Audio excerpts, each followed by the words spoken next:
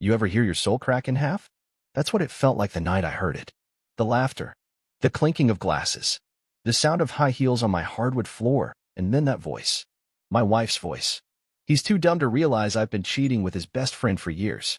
Boom. Like a car crash in my skull. I was in the hallway, just a few feet from the living room, hidden by the corner, standing still like a ghost.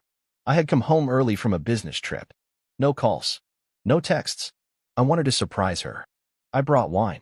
I was even practicing what I was going to say, something corny like, "Miss me." I should have brought a gun. They were drunk. Sloppy drunk. The kind where the truth just slips out between laughs and refills. Her friends, Tiffany, Rachel, and that blonde mess Jessica, were all there. Loud enough to hear through the walls. But it was her voice that carved the deepest. "She still doesn't know?" Rachel asked, giggling. "Nope," said Tiffany. And then Melissa, my wife, dropped it like a hammer. "He's too stupid to realize I've been hooking up with his best friend for years." Laughter. Screaming. Clapping. I didn't move. I didn't breathe. I just stood there holding that bottle of Merlot like it could rewind time if I gripped it hard enough. They kept going. "I mean, how do you not notice?" She kept ranting. "I literally come home smelling like another man, and he thinks it's my perfume." More laughter. I was paralyzed. Not from shock. I wish it were that. It was something darker. Like my brain went cold, my chest was full of gravel, and my mouth couldn't decide whether to scream or throw up. Her best friend. My best friend. There were only a few people that could mean. Nick. Nick, the guy I grew up with. Nick, the best man at our wedding. Nick, who held my mother's hand at her funeral when I couldn't. My knees almost buckled. They kept laughing, making jokes about how clueless I was, mimicking my voice, calling me boring, safe, predictable. One of them, I think Jessica, said, "You should teach a class on how to cheat on your husband without getting caught." Melissa responded, "Please." He'd probably enrolled just to help me pass. That's when I walked away. Quietly. Back down the hallway like I was leaving a crime scene. And maybe I was. I didn't barge in. I didn't scream. I didn't break that bottle of wine over the table like part of me wanted to. No. I smiled. Because in that moment, I saw something she didn't. I saw the end. Not mine. Hers. And oh, it was going to be beautiful. See, Melissa thought she married a fool. Someone easy to lie to. A man who couldn't connect dots even when they were drawn in blood. She forgot who I used to be before her. Before the safe job. Before the suit. Before the house in the suburbs. She forgot I knew how to disappear and take everything with me. So I waited. I let her laugh. I let her drink. I let her destroy herself in that room with every arrogant, venom-soaked word. Because the next day, she was going to come home to an empty closet, a drained joint account, frozen credit cards, deactivated access to every key, passcode, and alarm in our house. And I'd be gone. Not just gone. Erased. And when she showed up at my door crying, let's just say, she got a surprise she never expected. I didn't sleep that night. I just sat in my car across the street, staring at the house I built with her, watching the lights flicker from inside as the party slowly died. One by one, her girlfriends stumbled out, heels in hand, laughter echoing off the pavement like gunshots. And then came Nick. He didn't even try to sneak. Just walked out the front door like he owned the place, hoodie half-zipped, looking casual as hell. That bastard had the same smirk he used to wear in high school when he'd get away with cheating on math tests. He paused on the steps, glanced at his phone, and then walked off like nothing happened. Like I wasn't across the street watching every damn move. I wanted to get out of the car. I wanted to sprint across the street and beat the truth out of him with my bare hands. But I didn't. Because anger fades. Proof doesn't. I already had the security cam footage of him coming over every time I traveled for work. Same time. Same pattern. Always slipping in with that same stupid casual stroll, like he was borrowing sugar. I called my lawyer that morning. 3 hours later, she had everything set. Frozen accounts. Emergency divorce petition. Property lockdown. I had already moved some of the larger assets weeks ago, just in case. Melissa had no idea that the house was in my name only. She never cared about the paperwork, just the decorations. The next night, I waited. Melissa came home late. Of course. She was probably at Nick's or pretending to be with her sister again. She never even asked where I was. I watched her try to unlock the front door. First with her key. Then her phone. Nothing worked. She knocked. Then pounded. Then screamed my name. I let her. For 10 minutes. Just to hear how fast the panic would rise in her voice. Then I opened the door. She looked like hell. Mascara smeared, hair a mess, holding her heels like she had been walking for blocks. Probably left Nick's in a hurry. Tyler, what the hell is going on? Why are my keys not working? I didn't say a word. Just handed her a thick white envelope. She tore it open and started reading. Her lips moved. Her hands shook. Divorce. I raised an eyebrow. Wait, what is this? You're divorcing me? For what? That's when I stepped aside and let her see the open laptop on the table. Her voice. Her laugh. That whole night, every word captured on a small black mic I had placed under the hallway shelf when I came in. She went pale. Tyler, that was just a stupid joke, okay? I was drunk. We were all just, it was stupid. It didn't mean anything. I played the next part. He's too dumb to realize I've been cheating with his best friend for years. She flinched like it was a slap. I finally spoke. Calm. Flat. Controlled. Stupid jokes don't stain bedsheets. Or show up on security footage. Or wear my best friend's hoodie at 2 a.m. Her voice cracked. It was just. I didn't think. You were always so distant lately. I laughed. Not because it was funny. Because it was pathetic. You cheated because I was distant? She blinked fast. I messed up, okay? But we can fix this. I stepped forward. No, you can fix your own mess. Somewhere else. This house? It's mine. This life?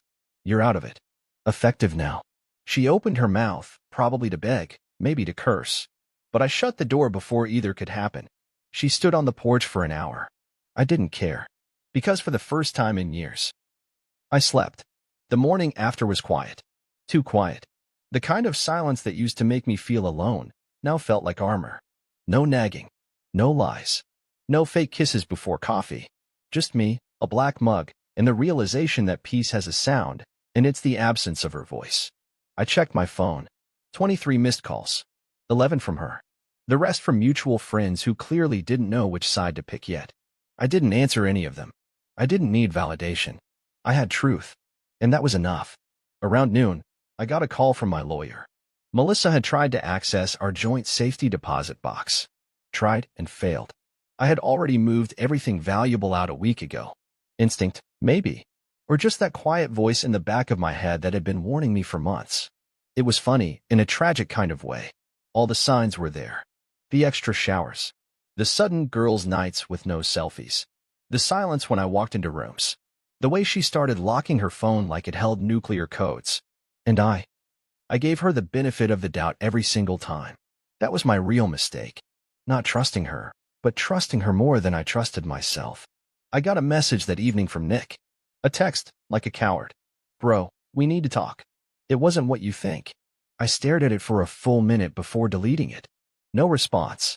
No energy wasted. That man knew what he did. They both did. And now they had to live with it, without me. Melissa came to the house again. This time in daylight. Her makeup was perfect. Hair done. She even wore the same blouse she had on when we signed the mortgage papers. Like she was trying to replay the past. I watched her through the peephole for a few minutes before opening the door. Tyler, she said, soft. Like she could lull me back into the trap. Melissa, I need to explain. You already did. Remember? He's too dumb to realize. She winced hard. Please stop. No. That was the most honest thing you've said in years. She tried to walk in. I blocked her with my arm. Her face dropped like I slapped her. I want to hawk inside, she said. You don't live here anymore. You're seriously doing this? After everything we've built? After all the years? You burned it. I'm just sweeping the ashes. Her eyes turned glassy. She was about to cry. I could see her working it up, the trembling lip, the blinking, the slow exhale. I used to fall for that. Not anymore. I never loved him, she whispered. It wasn't about love. It was just stupid. I was drunk most nights. I missed how things used to feel. I looked her in the eye. Then you should have had the guts to say something instead of dragging me through a lie. She wiped a tear. I don't want to lose you. You already did. I closed the door, slower this time. Not in anger. Just finality. She didn't bang on it. Didn't scream. She just stood there. And I watched through the window as she eventually walked down the porch and back to her car. I didn't feel victorious. I didn't feel anything. Not yet. But I knew the feeling would come. And when it did, it would be freedom. The first real feeling came 2 days later. Not anger. Not sadness. Relief. I woke up and didn't have to pretend. I didn't have to play the role of the loving husband while wondering who she was texting under the table. I didn't have to fake smiles over dinner or act like her cold shoulder didn't chill me to the bone. The fog started lifting, and with that came clarity. She'd stolen years. Not just moments, years. And she didn't do it alone. Nick, that two-faced piece of trash, had been a guest in my home more times than I could count. Ate at my table, drank my whiskey, cried with me when my father died, all while sliding into my wife behind my back. There's a different kind of pain that comes when betrayal isn't just from the person you sleep next to, but from the one you trusted with your life. It's a pain that doesn't bleed. It burns. I thought about confronting Nick. Not to fight. I wasn't going to give him that satisfaction. I wanted him to see what he lost. The calm. The control. The fact that I was still standing while his whole life was about to collapse. I made a few calls. Quiet ones. The kind that don't leave a trail. Nick's job? Let's just say his HR department received a very detailed anonymous package with timestamps, screenshots, and receipts. Turns out, his company doesn't take kindly to conduct unbecoming, especially when it happens on company retreats that he claimed were business only. His girlfriend? Yeah, he had one. And she didn't know about Melissa. Until she did. Courtesy of another carefully timed message, complete with photo evidence. Her reply? Thank you. He'll be out by morning. I wasn't interested in revenge at first. But there's something about the truth that begs to be delivered. And when it lands, it doesn't knock. It wrecks. Melissa, meanwhile, kept trying. Voicemails turned into emails. Emails turned into handwritten letters dropped off at my office by some mutual friend I barely remembered. Each one more desperate than the last. I miss you. I made a mistake. Please talk to me. I can't sleep. I can't breathe. Funny. That's exactly how I used to feel, lying next to her while she dreamt about another man. But the best one? The cherry on top? I was going to tell you. I just didn't know how. As if years of deceit were just a miscommunication. I didn't reply. I didn't need to. I'd already replied the night I walked away and slammed the door shut on everything she thought she had power over. The truth is, she never expected me to do it. She thought I'd beg.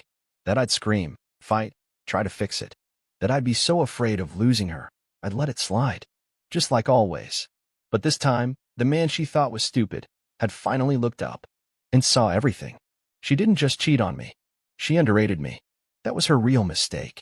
A week passed. The silence stayed. And in that silence, I rebuilt.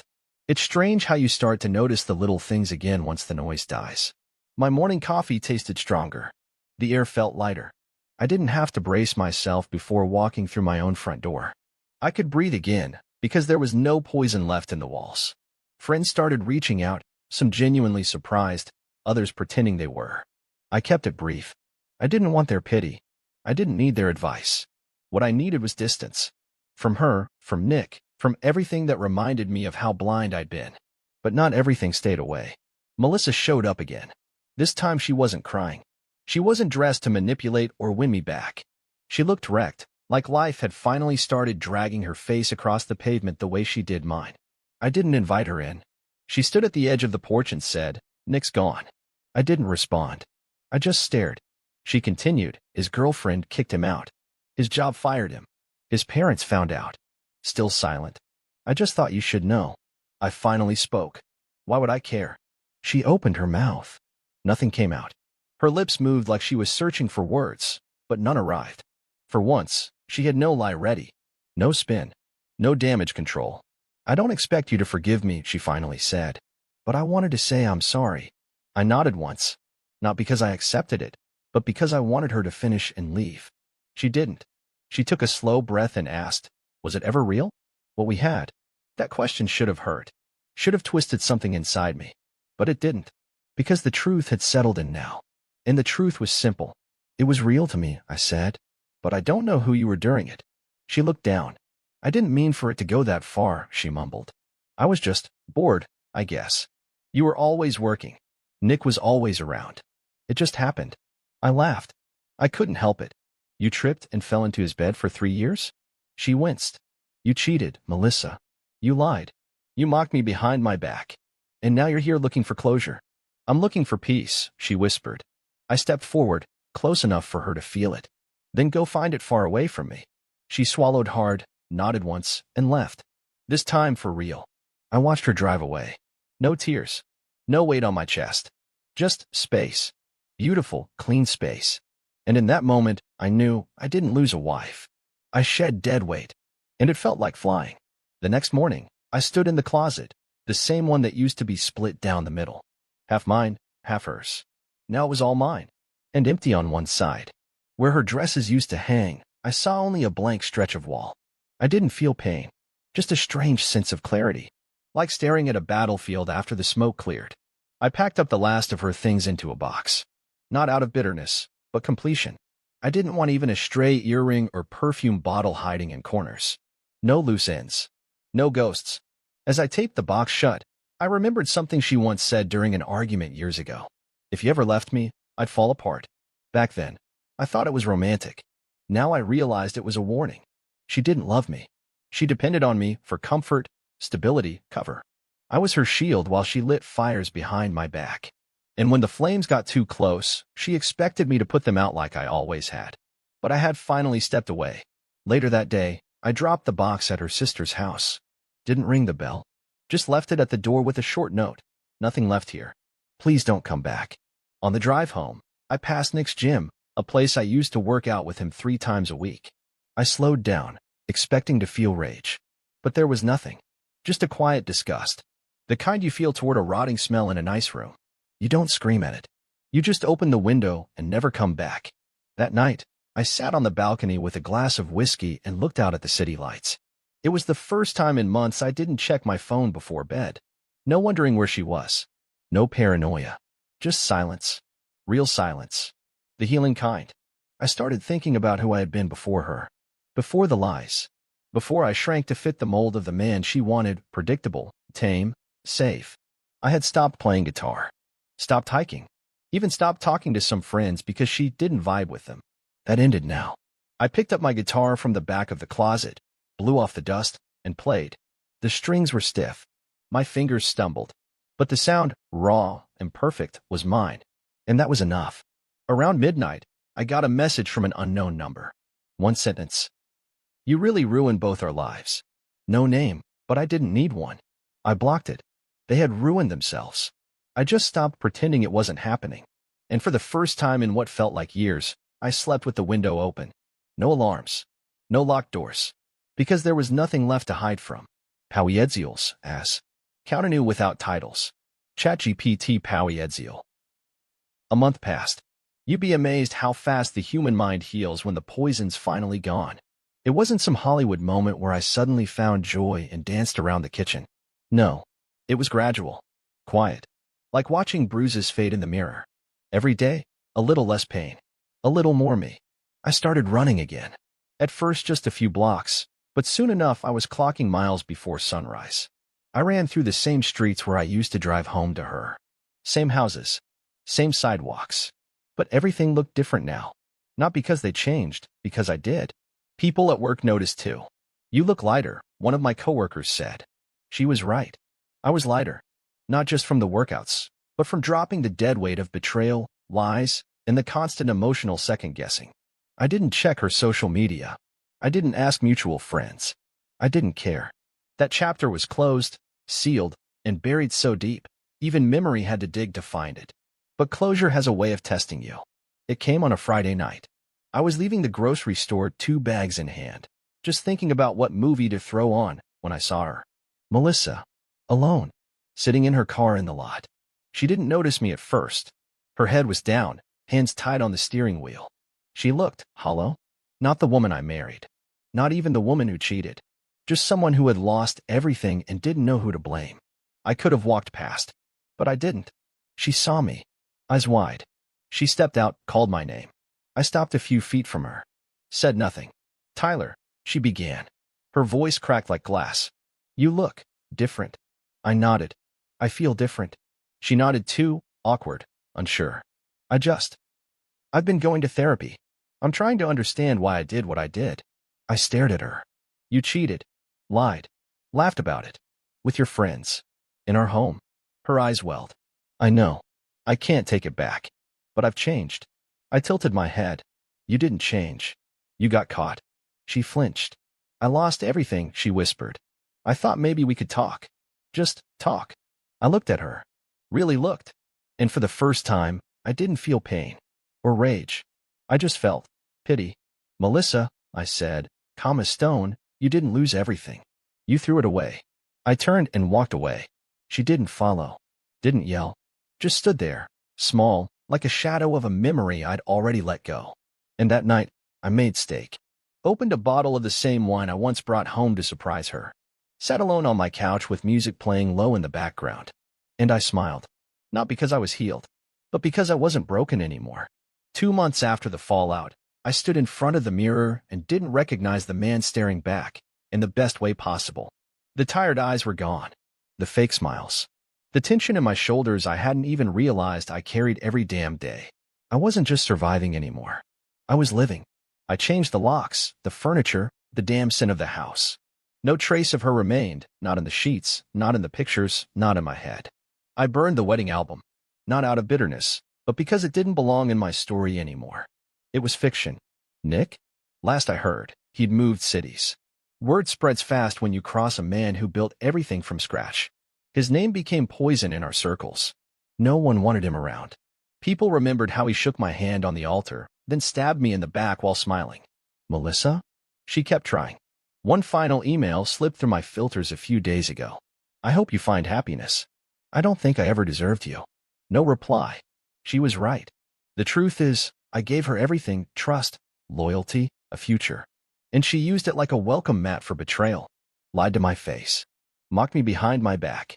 Thought she could break me and I'd just crawl back for more. She underestimated what happens when a good man is pushed too far. But here's what I've learned.